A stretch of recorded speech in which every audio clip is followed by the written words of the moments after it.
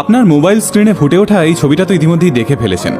18 বছরের ছেলেটির দিকে তাক করা রয়েছে ক্যামেরার সারি, মুখের সামনে রাখা নামী খবরের চ্যানেলের বুম, আর কিছুটা দূরে দাঁড়িয়ে গর্বের সঙ্গে ছেলের দিকে তাকিয়ে রয়েছেন মা।